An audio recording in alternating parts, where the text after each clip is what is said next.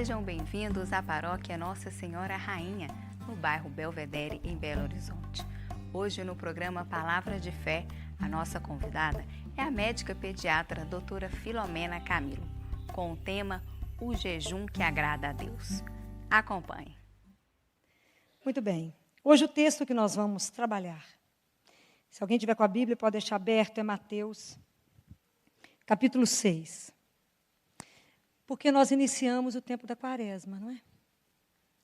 Quando a gente inicia esse tempo, o tempo da Quaresma, o tempo da Páscoa, eles são tempos muito fortes, que nos convidam a uma reflexão maior sobre a nossa vida. É um tempo maior para uma conversão. Então, hoje, quando a gente inicia esse tempo, hoje a minha proposta é fazer um convite a vocês, para que você permita ser evangelizado de novo. Que permita, como se você nunca tivesse ouvido falar de Jesus. Que você se permita aprender de novo. Que você possa se apaixonar por Ele. Que você possa assumir a causa de Jesus. Assumir o reino dEle de novo. Se você ainda não assumiu isso com a dimensão que precisa, eu queria te convidar para começar. Então, esse tempo, dentro desse tempo da Quaresma, a marca desse convite, né? Para quem que o sino está tocando? Está chamando quem? Está me chamando cada um de vocês, para começar de novo. Vamos avaliar se a nossa vida não precisa de uma conversão? Então, por isso, nós começamos esse tempo, essa marca. Durante esse período da Quaresma, nós temos uma simbologia, que é a quarta-feira de cinzas. Quarta-feira de cinzas, nós recebemos cinzas, foi feita uma cruz na nossa testa e foi dito, convertei-vos e crede no Evangelho. De onde que vêm essas cinzas da quarta-feira de cinzas? Essas cinzas vieram que o ano passado nós fizemos a memória de quando Jesus entrou no domingo de Ramos. Lembra? Jesus entrou em Jerusalém, nós não aclamamos com os ramos, esses ramos são recolhidos e passa pelo fogo e vira cinza. Claro que tem uma simbologia belíssima, não é? A cinza é a marca daquilo que morreu, aquilo que já acabou. Quer dizer o que para nós? Quer dizer que a forma como eu rezei ano passado, os gestos que eu tive, os argumentos que eu tive já não servem mais. Agora é hora de tudo de novo. É tudo novo agora. Então eu preciso, da mesma forma como os ramos passaram pelo fogo e viraram cinza, eu tenho que pedir ao Pai que envie na minha vida o fogo que me queima, que é o Espírito Santo de Deus. Porque a cinza me mostrou, o ramo me mostrou, que tudo que passa pelo fogo é renovado, não é? Então, assim, a nossa vida também precisa ser renovada no fogo de Deus. Para que Ele precise me queimar, tirar da nossa vida aquilo que já está caduco, aquilo que já não serve para mais nada, aquilo que não nos transforma mais. Pedir a Deus que queime em nós as nossas falsas seguranças. Porque às vezes nós temos um apoio na nossa conta bancária, no nosso poder político, em tantas outras coisas que não estão à nossa segurança. Que Ele queime a nossa prepotência. Que Ele queime o nosso autocentramento. Nós temos que tirar os olhos de nós mesmos. Nós temos que mudar o centro da nossa vida. Nós temos que assumir um senhorio de Deus na nossa vida. Então eu preciso pedir a Ele que queime as minhas ilusões, que transforme. Isso vai nos fazer mais leve, não é? A cinza, vamos pensar na cinza, a textura da cinza não é leve? Então, eu também, da mesma forma como o Espírito vai me queimar, eu tenho que estar leve para que o Espírito me leve, me conduza, para que eu possa voar com o Espírito, para que Deus me coloque exatamente onde Ele me quer, onde Ele quer a minha presença, onde Ele quer o meu testemunho, onde Ele quer a minha profecia. Então, esse é um tempo de uma riqueza, que a gente precisa pensar, que é um tempo que nós vamos fazer uma travessia. Eu quero sair de uma vida estreita, de uma vida limitada, de uma vida autocentrada, para passar para uma vida mais larga, de uma vida mais comprometida, aonde eu tirei o centro de mim e fixei o centro em uma única pessoa. Quaresma é tempo de não tirar os olhos de Jesus, porque eu vou me transformando naquilo que eu contemplo. E eu preciso não tirar os olhos dele, para que eu possa ser impregnada pelo jeito de ser e de viver de Jesus? Para que eu possa abrir espaço dentro do meu coração para Ele e para vocês, irmãos. Senão, não vai. Porque eu preciso alargar, eu preciso ser transformada, para que as 4 dimensões básicas da vida do ser humano sejam transformadas em nós. Lembra quais são as 4 dimensões do ser humano? A relação consigo mesma, a relação com o irmão, a relação com a criação e a relação com Deus. Quando a Organização Mundial de Saúde define saúde, ela define como um bem-estar físico, mental e espiritual.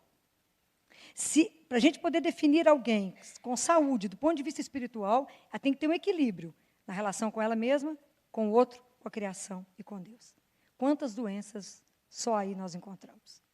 Muitas. Então, nós precisamos desse equilíbrio, né? Então, esse período é um período que tem algumas práticas quaresmais que vão nos ajudando. E as práticas quaresmais, que nós somos convidados, é jejum, a esmola e a oração. Então, vamos aprender o que Jesus fala de quando a gente faz jejum. Está lá no capítulo 6 de Mateus, no versículo 16. Jesus diz assim: quando jejuardes, não tomeis um ar sombrio como fazem os hipócritas, pois eles desfiguram o seu rosto para que seu jejum seja percebido pelos homens. Em verdade vos digo, já receberam sua recompensa. Tu, porém, quando jejuares, unge tua cabeça e lava teu rosto, para que os homens não percebam que estás jejuando, mas apenas teu Pai que está lá no segredo, e teu Pai que vê no segredo, te recompensará. Palavra da salvação. Jejum, gente, não é se abster de beber, de comer uma carne, de deixar alguma coisa que você gosta. Isto não é jejum. Isso é penitência vazia. Porque se o seu jejum não tiver como alvo o seu irmão, você está perdendo tempo. Hoje alguém me disse, doutora Filó, parei de comer carne na quaresma. Falei, isso vai chegar em Deus como? Qual a vantagem que Deus está tirando de você ficar sem carne? Nenhuma, meu bem. Nenhuma. Se você não converter tudo que você comeria em carne, dinheiro, e dar para alguém, ou dar a carne para o seu irmão, eu te afirmo, você está na penitência vazia. Nós temos que sair dos ritos vazios. Ah, vou ficar sem beber, que bom para você, desintoxica um pouco. Vou parar de fumar, que maravilha, seu pulmão vai te agradecer. Isso não chega em Deus. Olha o que Deus Pai fala em Isaías capítulo 58. Olha o que Deus Pai fala sobre jejum. Ele fala, será por acaso o jejum que eu escolhi é um dia para que o homem se mortifique? Por acaso será ele inclinar a cabeça como um junco e fazer uma cama sobre pano de saco em cinza? É isso que você chama de jejum? E um dia agradável a Deus? Quem pergunta isso é ele. Você acha que é isso que vai agradar ao Senhor? Ele diz, por acaso não consiste nisso o jejum que eu escolhi? Em romper os grilhões da iniquidade, em soltar as ataduras do jugo e pôr em liberdade os oprimidos e despedaçar todo o jugo? Não consiste em repartir o teu pão com o faminto, em recolheres em tua casa os pobres desabrigados, em vestires aqueles que vês nu, e não te esconderes daquele que é tua carne? Se fizeres isto, a tua luz romperá como a aurora, a cura das tuas feridas se operará rapidamente, a tua justiça irá à tua frente, e a glória de Yahvé irá à tua retaguarda. Então clamarás, e Yahvé responderá. Clamarás por socorro, e Deus responderá, eis-me aqui. Isso é belíssimo. Deus, nosso Pai, te responderá, eis-me aqui. Mas não com esse jejum vazio. Pode ficar sem comer carne o ano inteiro. Se você não olhou para o seu irmão, isso não vai chegar em Deus. E vocês podem ir se avisando a todo mundo que acha que quaresma tem que ficar 40 dias sem comer, sem beber. Se isso não tiver, se o seu jejum não tiver tendo como visão o seu próximo, se não for o seu alvo, meu irmão, nós estamos no caminho errado. Por isso é época de rever a nossa vida. É uma conversão. Precisamos avaliar. Mas eu posso convidar vocês para um outro jejum. Além desse, de aliviar, de matar a fome, quando Jesus fala, ele não fala que a gente precisa se enfeitar? Então, que a gente pode viver um jejum alegre? Então, quero fazer uma proposta. Nós podemos fazer jejum de algumas coisas que nós estamos precisando de melhorar. Presta atenção. Nós podemos fazer jejum dos nossos preconceitos, que só nos afastam uns dos outros, e podemos festejar aquilo que nos une. Nós podemos fazer jejum da tristeza e celebrar a alegria. Nós podemos fazer jejum do julgamento do irmão e podemos celebrar a nobreza que está guardada dentro de cada um de nós.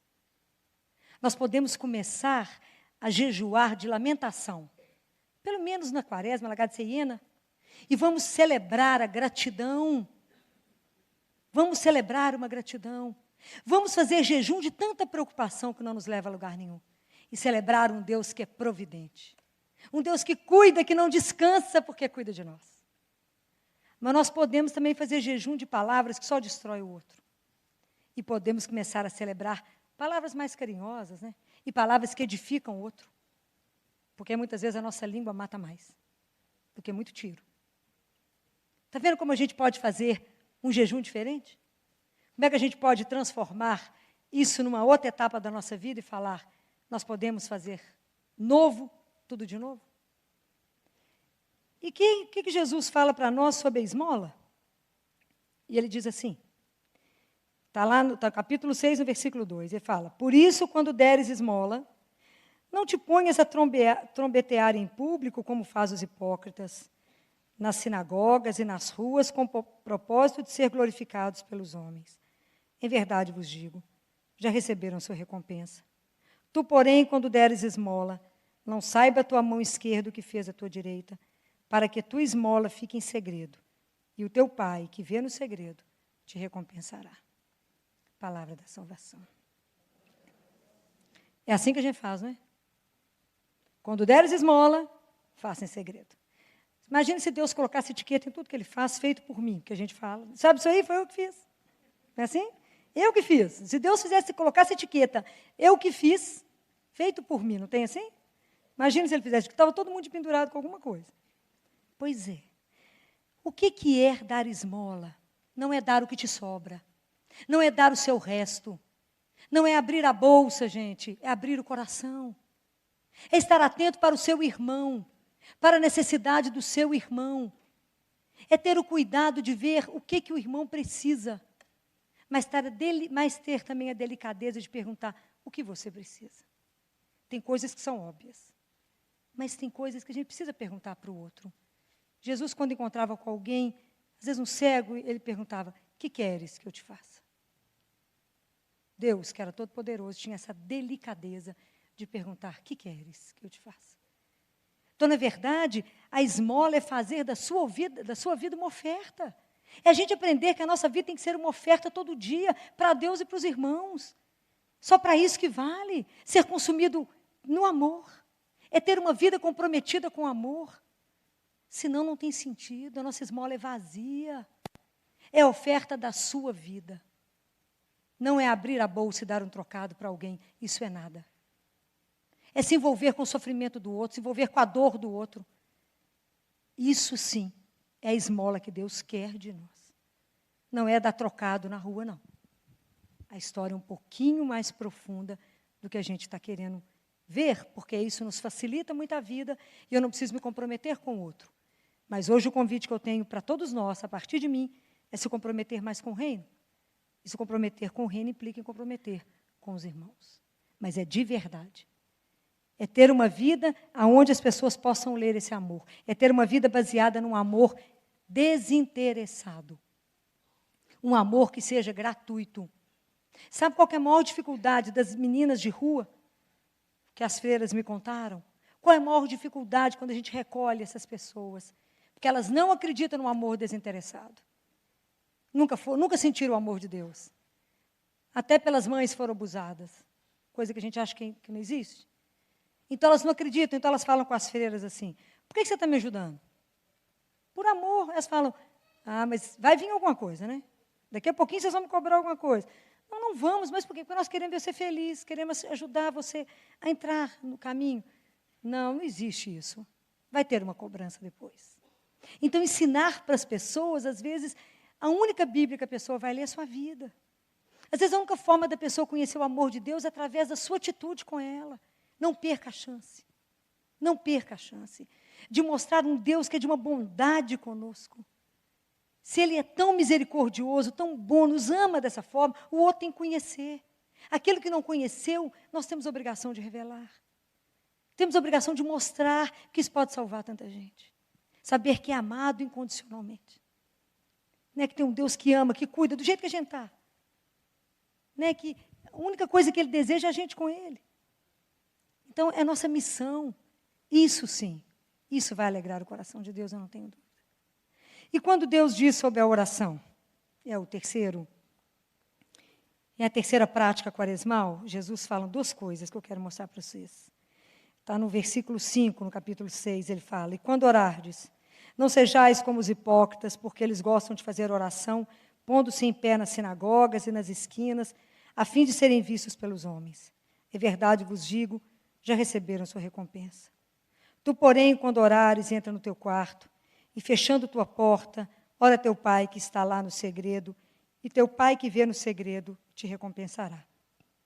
Nas vossas orações, não useis de vãs repetições como os gentios, porque imaginam que pelo palavreado excessivo que serão ouvidos. Não sejais como eles, porque vosso Pai sabe do que tendes necessidade, antes de lhe o pedirdes. Portanto, orai desta maneira. Pai nosso que estais nos céus, santificado seja o teu nome. Venha o teu reino, seja feita a tua vontade, na terra como no céu. O pão nosso de cada dia nos dai hoje. E perdoai-nos as nossas ofensas, como também nós perdoamos aos nossos devedores. E não nos submetas à tentação, mas livra-nos do maligno. Pois se perdoardes aos homens os seus delitos, também vosso Pai Celeste vos perdoará. Mas se não perdoardes aos homens, vosso Pai também não perdoará vossos delitos. Palavra da salvação. Tem duas coisas que eu quero colocar nisso aqui. A primeira coisa é que quando Jesus fala para a gente rezar, Ele fala para a gente entrar. E muitas vezes a gente não entra na oração. A gente fica com o corpo de fora. A gente só está no físico, repetindo. E a repetição, ela pode ser anti-espiritual. Porque quando a gente ouve Pai Nosso, era para a gente arrepiar. Era para a gente se emocionar e chorar. Eu fico imaginando que quando os discípulos puderam ver Jesus rezando, foi uma emoção. E o que eu quero convidar vocês é que nessa quaresma, a gente tenha um modelo de oração. Alguém que eu possa ver como é que reza. E essa pessoa que, assim como ela tem que me ensinar a rezar, se chama Jesus. Porque Jesus é que nos ensina que temos um Pai. Foi Ele. Porque se vocês olharem tudo que Jesus, todas as vezes que Jesus falou do Pai, Ele falava, o meu Pai, o Pai do céu. Mas quando Ele ensina o Pai Nosso, é a primeira vez que Ele fala, Pai Nosso. Para nos ensinar que existe um mistério de comunhão entre Deus e nós e Jesus. Porque foi por causa de Jesus que nós nos fizemos filhos de Deus. Nós somos feitos filhos no Filho. Compreenderam? Nós somos filhos de Deus por causa de Jesus, que é filho do Pai. Então, nós somos filhos no Filho. Então, a oração centrante da nossa vida de cristão chama-se Pai Nosso.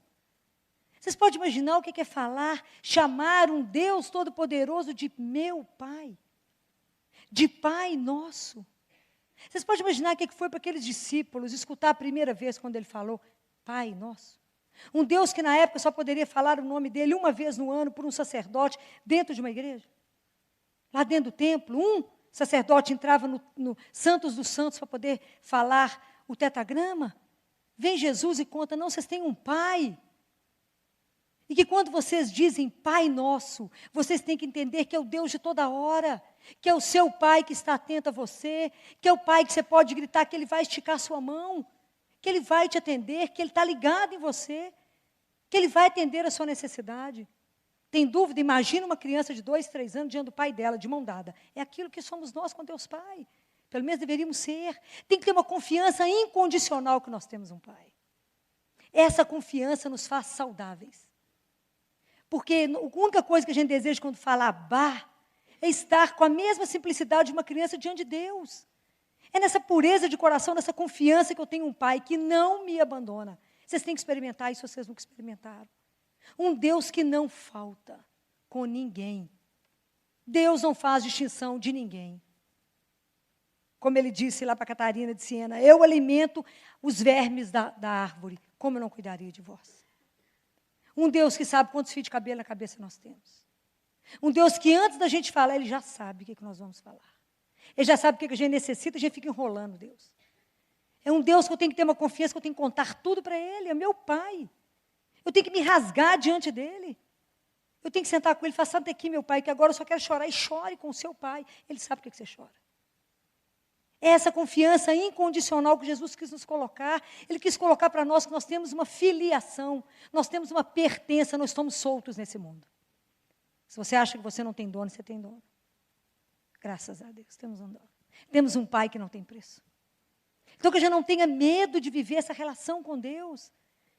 Se você não caminhou muito até agora nisso, que essa quaresma seja para você aprofundar o seu Pai, a sua relação com esse Deus que não tem preço. Essa relação filial. Então, Jesus veio dividir conosco essa ossatura de Jesus, a ossatura interior dele. Ele veio mostrar para nós em quem que sempre ele voltava. Para quem que sempre Jesus voltava? Para o Pai. E ele quer nos mostrar a mesma coisa, volte para ele. Eu sou o caminho que leva vocês para ele, eu ensino para vocês. Jesus quis nos mostrar de que ele é feito. Qual que é a arquitetura interior de Jesus? Sabe por que damos conta disso? Porque Jesus nos ensinou. Quando é que podíamos imaginar que o Deus Todo-Poderoso seria o meu Pai, o seu Pai, o nosso Pai? Nunca. Não haveria sabedoria humana que nos faria dispostos a isso. Não tem jeito. Como é que poderíamos adivinhar isso? Nunca. Como é que poderíamos nos atrever a chamar Deus de Pai? Não saberíamos. Foi Jesus que nos ensinou, porque Ele nunca desistiu de nós. Foi porque Ele se colou em nós. Ele colou na nossa miséria, nossa fraqueza. Ele se colou. Ele sabe que se Ele não colasse em nós, se Ele não corresse atrás de nós, se Ele não nos carregasse, a gente não aprenderia isso. É porque Ele insiste em nos ensinar que nós temos um Pai. E é tão lindo ver São Cipriano falar, né? São Cipriano diz que quando eu rezo, Pai Nosso, eu não falo, Pai meu que está no céu. Nem falo, dá-me o pão de hoje, meu Pai. E eu nem falo, perdoa a minha ofensa. Eu rezo, Pai Nosso. A oração é comunitária. Então, eu não rezo só para mim, eu rezo por todos. Para a gente entendendo que nós somos irmãos. Se nós temos o mesmo Pai, nós somos irmãos. Isso tem que acontecer dentro de nós. Aí vem Santo Agostinho e fala assim, que quando a gente, que é tão lindo, Santo Agostinho diz, Pai Nosso, quanta bondade. O imperador pode repetir, Pai Nosso. O mendigo também repete, Pai Nosso. O patrão também fala Pai Nosso. E o criado também fala Pai Nosso.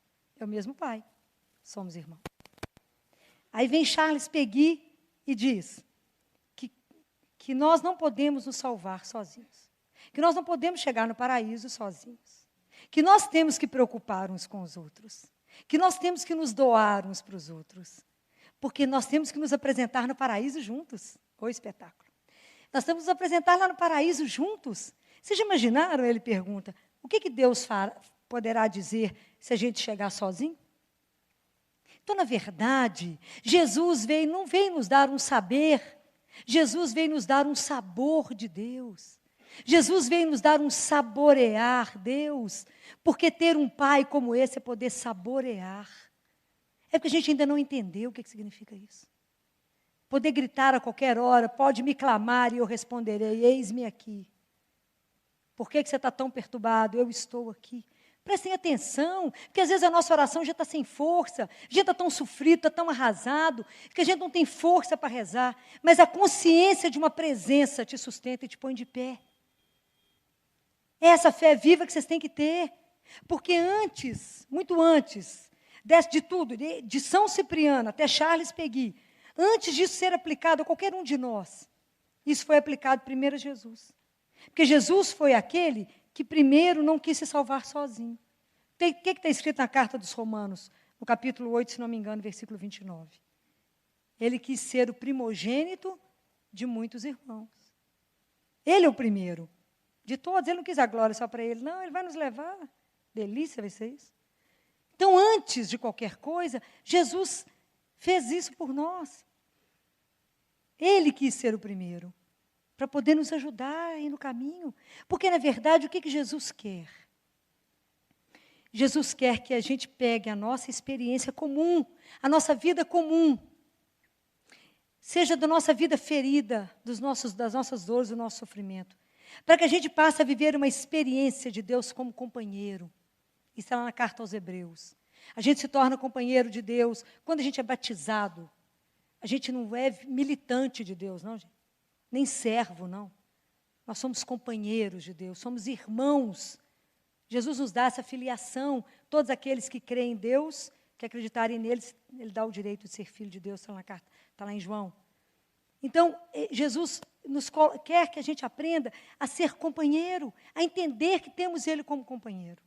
Ele quer caminhar conosco, assim como ele caminhou com os discípulos de Emaús, que convidaram ele e falaram: fica conosco, Senhor, porque já está tarde e a noite já vem. Então, quantos de nós hoje aqui dentro estamos vivendo noites difíceis? Momentos da vida que estão escuros. Eu te digo, não tenha medo. Chama Jesus para poder ficar com você. Peça a Ele que te dê a graça da presença dEle. Peça a Ele que te faça entender que Ele é um companheiro de caminhada.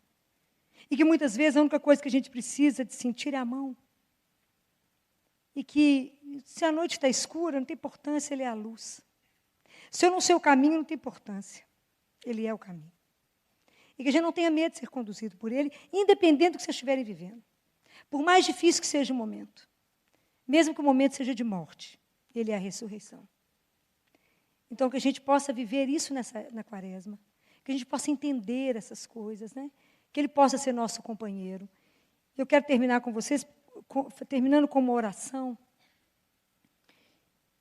para que Deus nos dê a graça e a força de assumirmos nessa quaresma o Evangelho, assumirmos Jesus como nosso amor e Senhor, para que a gente possa assumir o reino dEle como nosso grande projeto.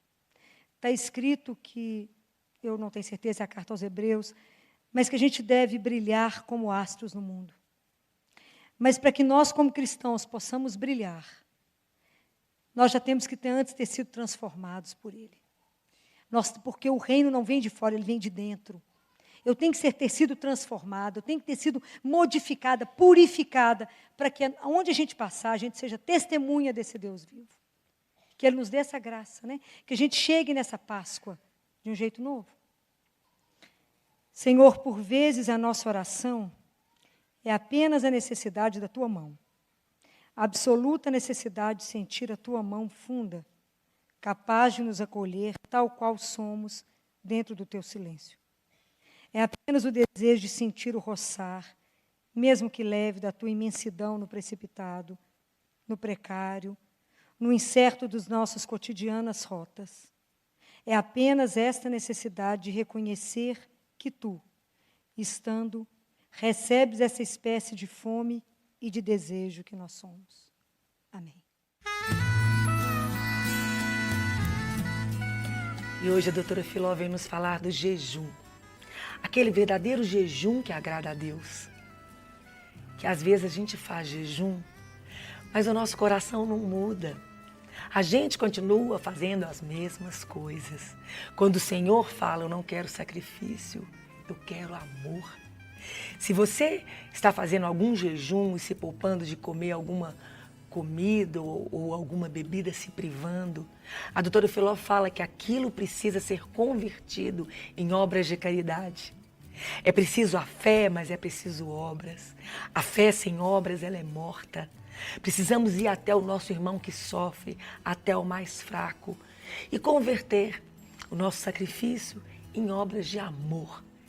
Que a gente seja a mão do nosso Senhor, os olhos do nosso Senhor, para estender a mão para o outro e levantá-lo, e sustentá-lo, e ensiná-lo. Eu não sei o que precisa, você sabe. E Deus vai te mostrar, na medida que você pedir. Senhor, te entrego o meu jejum hoje. Quais são as obras que o Senhor gostaria que eu fizesse? E creia que Ele vai te direcionar. Vamos rezar? Senhor, a Tua palavra diz que o Senhor não quer só jejum. que o jejum puro não te agrada, que o Senhor quer amor e misericórdia.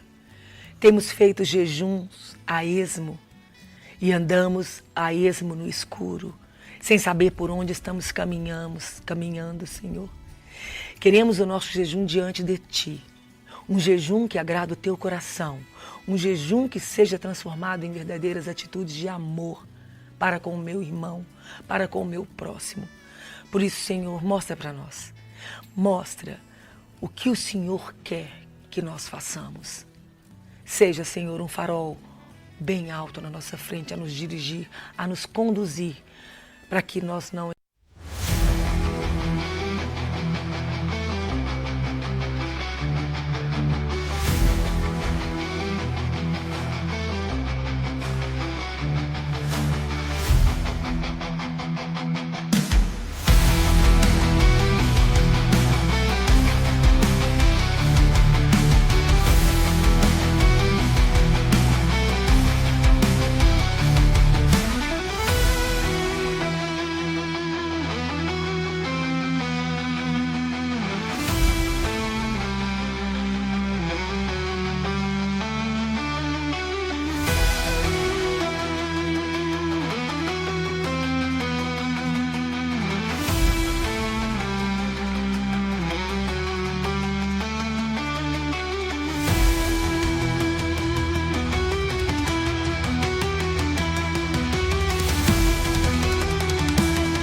erramos o caminho.